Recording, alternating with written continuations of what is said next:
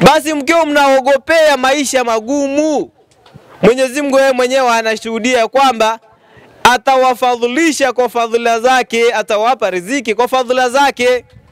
Sasa kwa nini tunaogopa kuoa vijana? Pamoja labda na wazee wengine ambao wanawake mmoja mmoja. Mwenyezi Mungu ameeleza kuwa fankihu ma taba lakum minan nisa'i mathna wa thulatha wa ruba'. Allah ameanza katika kuoa na wanawake wawili, sio mwanamke mmoja. Lakini ukishindwa kwamba unajiona wewe hautaweza kuamudu hao wawili, basi Mwenyezi Mungu ameeleza kwamba wewe baki tu na huyo mmoja.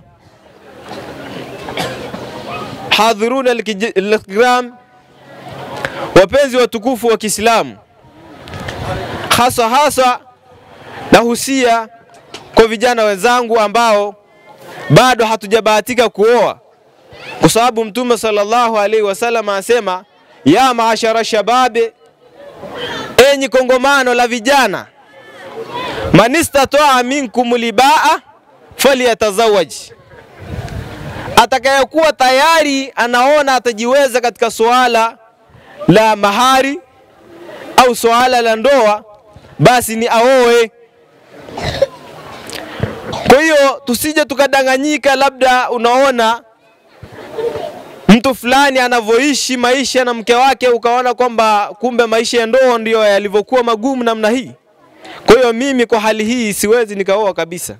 Usikate tamaa, kwa sababu kila mmoja na Mwenyezi Mungu jinsi alivyomuumba na jinsi alivyompangia riziki zake.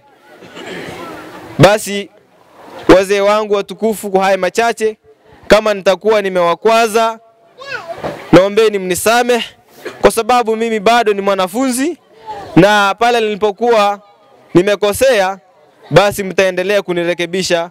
Wa hadha, assalamu alaikum wa rahmatullahi minkum.